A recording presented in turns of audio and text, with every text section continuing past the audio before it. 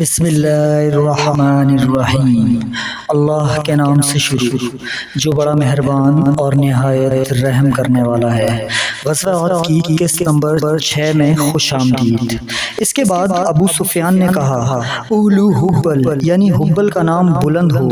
اب آپ صلی اللہ علیہ وسلم نے فرمایا اسے جواب دو، یعنی اللہ برتر اور اعلیٰ ہے۔ ابو سفیان نے پھر کہا ہمارے لیے عزا ہے اور تمہارے لیے عزا نہیں ہے۔ اس پر اللہ کے رسول اللہ صلی اللہ علیہ وسلم نے فرمایا اسے جواب دو، اللہ ہمارا مولا ہے، تمہارا کوئی مولا نہیں۔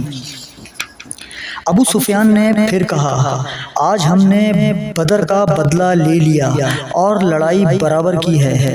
اس بات کے جواب میں سیدنا عمر رضی اللہ عنہ نے کہا یہ لڑائی برابر کی نہیں ہے، ہمارے شہداء جنت میں ہیں اور تمہارے مقتول جہنم رسید ہوئے۔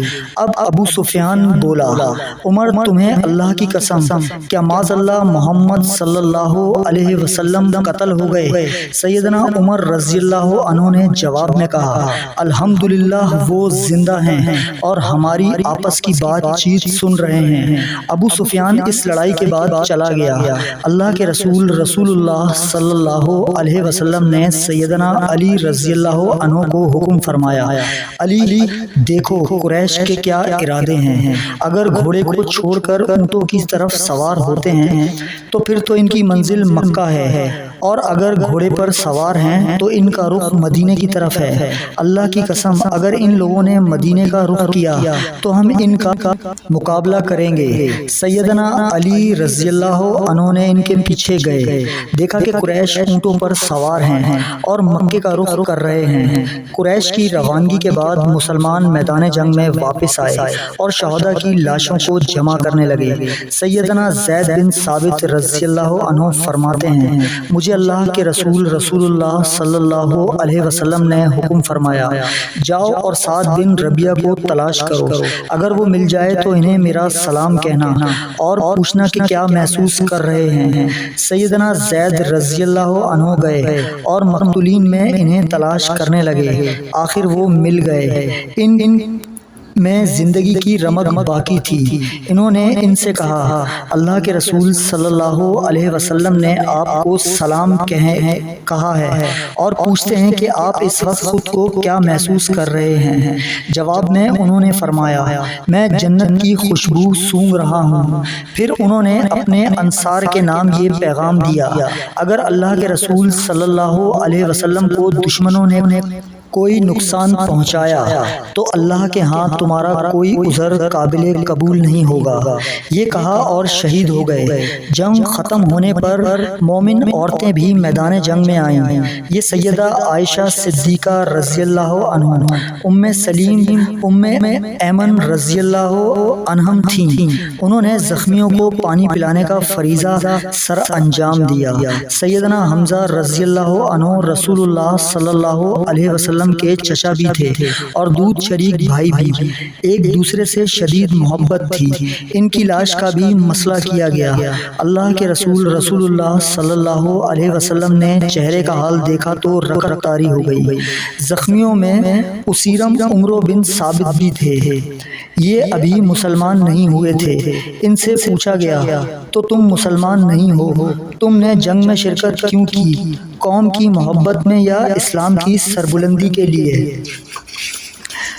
تو انہوں نے جواب دیا اسلام کی رغبت نے مجھے میدان جنگ میں لے آئی، میں اسلام کے غلبے کی خاطر چلا آیا، لیکن اب میں کلمہ پڑھتا ہوں، اللہ اور اس کے رسول صلی اللہ علیہ وسلم پر ایمان لاتا ہوں، پھر وفات پا گئے۔ اللہ کے رسول اللہ صلی اللہ علیہ وسلم کو بتایا گیا، آپ صلی اللہ علیہ وسلم نے ان کے بارے میں فرمایا وہ جنتی ہیں۔ یہ سن کر ابو ہریرہ رضی اللہ عنہ بول اٹھے خوب قسمت پائی، ایک بھی نماز نہیں پڑھی، روزہ نہیں رکھا اور جنت میں چلے گئے۔ احد کی لڑائی میں 70 صحابہ رضی اللہ عنہم شہید ہوئے، 65 انصاری اور باقی مہاجر تھے۔ کافروں کے 37 افراد مارے گئے۔ ایک یہودی نے بھی اس جنگ میں مسلمانوں کے ساتھ شرکت کی اور کام آیا۔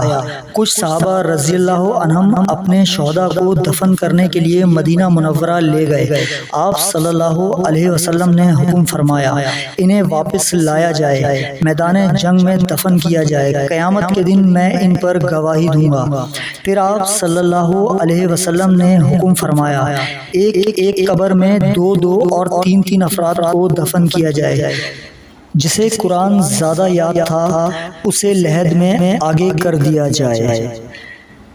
سیدنا حنظلہ رضی اللہ عنہ کی نئی شادی ہوئی تھی۔ جنگ کی منادی ہوئی تو بیوی کو چھوڑ کر میدان جنگ کا رخ کیا۔ نہایت بہادری سے لڑتے لڑتے شہید ہوئے۔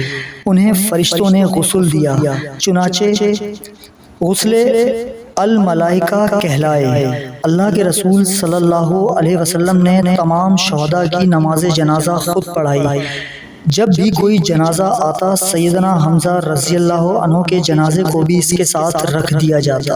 اس طرح تمام شہداء کے ساتھ سیدنا حمزہ رضی اللہ عنہ کی نماز جنازہ ہوئی۔ عمرو بن جموح اور عبداللہ بن عمر رضی اللہ عنہما دونوں دوست تھے۔ آپ صلی اللہ علیہ وسلم نے حکم فرمایا ان دونوں دوستوں کو ایک ہی قبر میں دفن کیا جائے۔ شہداء کی تدفین کے بعد مدینہ منورہ کی طرف واپس روانگی ہوئی۔ بنو دینار کی خاتون کے خاوند بھائی اور بیٹا تینوں اس جنگ میں شہید ہو گئے۔ انہیں جب یہ اطلاع ملی تو پوچھا تم مجھے اللہ کے رسول اللہ صلی اللہ علیہ وسلم کے بارے میں بتاؤ۔ انہیں بتایا گیا۔ اللہ کا شکر ہے رسول اللہ صلی اللہ علیہ وسلم خیریت سے ہیں۔ سن کر بولی آپ صلی اللہ علیہ وسلم خیریت سے ہیں تو پھر ہر مصیبت ہیچ ہے، بڑی سے بڑی مصیبت آسان ہے۔ سیدنا سعد بن معاذ رضی اللہ عنہ کی والدہ آپ صلی اللہ علیہ وسلم کے پاس دوڑی آئیں۔ سیدنا سعد رسول اللہ صلی اللہ علیہ وسلم کے گھوڑے کی لگام تھامے ہوئے تھے۔ انہوں نے عرض کیا اللہ کے رسول صلی اللہ علیہ وسلم یہ میری والدہ ہیں۔ آپ صلی اللہ علیہ وسلم نے ان کے لیے رک گئے، انہیں مرحبا کہا۔ جب وہ قریب آئیں تو آپ صلی اللہ علیہ وسلم نے ان کے صاحبزادے عمرو بن معاذ کی شہادت پر تعزیت کے الفاظ فرمائے، انہیں تسلی دی، صبر کی تلقین کی۔ وہ بولیں جب میں نے آپ صلی اللہ علیہ وسلم کو سلامت دیکھا تو اپنے بیٹے کی موت کا غم کم ہو گیا۔ پھر آپ صلی اللہ علیہ وسلم نے ام سعد رضی اللہ عنہا کو خوشخبری دی کہ تمام شہداء جنت میں ہیں اور ان کے گھر والوں کے بارے میں ان کی شفاعت قبول کر لی گئی ہے۔ ان پر ام سعید رضی اللہ عنہ نے شہداء کے بچوں اور اہل و عیال کے لیے دعا درخواست کی، چنانچہ اللہ کے رسول صلی اللہ علیہ وسلم نے دعا فرمائی۔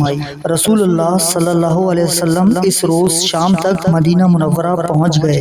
اگرچہ مسلمان زخمیوں سے چور چور تھے لیکن دوسری طرف سے خطرہ بھی تھا کہ کفار کہیں واپس پلٹ کر حملہ نہ کر دیں، چنانچہ مسلمانوں نے تمام رات جاگ کر گزاری۔ اگلے روز یعنی 8 شوال آپ صلی اللہ علیہ وسلم نے اعلان فرمایا کہ دشمن کے مقابلے کے لیے چلنا ہے، لیکن صرف وہ لوگ جائیں گے جو عہد میں ہمارے ساتھ تھے۔ مسلمانوں نے فوراً لبیک کہا۔ مدینہ منورہ سے 8 میل دور ہمرا الاسد کے مقام پر خیمہ زن ہو گئے۔ ادھر کافروں نے 36 میل دور جا کر روحا کے مقام پر پڑاؤ ڈالا۔ لگے ایک دوسرے کو ملامت کرنے کے اتنا اچھا موقع ہاتھ آ گیا تھا لیکن تم نے کچھ نہ کیا۔ مسلمانوں کی شان و شوکت جوں کی توں باقی ہے۔ وہ دوبارہ مسلمانوں پر حملہ کرنے کے بارے میں سوچ رہے تھے کہ بنو خزا کا ایک آدمی وہاں پہنچ گیا۔ یہ مسلمان ہو چکے تھے لیکن کافروں کے ان کے اسلام قبول کرنے کا علم نہیں تھا۔ ان لوگوں نے ان سے حالات پوچھے تو انہوں نے بتایا میری رائے تو یہ ہے کہ تم مدینے کا رخ نہ کرو، محمد صلی اللہ علیہ وسلم اپنے ساتھیوں کے ساتھ تمہارے تعاقب میں نکل چکے ہیں اور ان کے ساتھی نہایت جوش اور غصے کی حالت میں ہیں۔ یہ سن کر قریش کی طاقت اور دشمنی کہ غبارے کی ہوا نکل گئی اور انہوں نے مکے کا رخ کرنے میں ہی عافیت خیال کی۔ اللہ کے رسول اللہ صلی اللہ علیہ وسلم نے 3 دن تک وہاں قیام فرمایا، پھر 11 شوال کو واپس مدینہ منورہ لوٹ آئے اور اس طرح غزوہ احد کا اختتام ہوا۔ سامعین، راجہ شہزاد کی طرف سے اس غزوہ میں جو بھی غلطیاں ہوئیں، راجہ شہزاد رفیق اللہ رب العالمین سے اور آپ سے معافی چاہتا ہے۔ تو سامعین، یہ تھا غزوہ احد کا تمام احوال۔ غزوہ احد کے ساتھ راجہ شہزاد رفیق اور سید مرشد علی شاہ آپ سے اجازت چاہتے ہیں۔ اللہ حافظ۔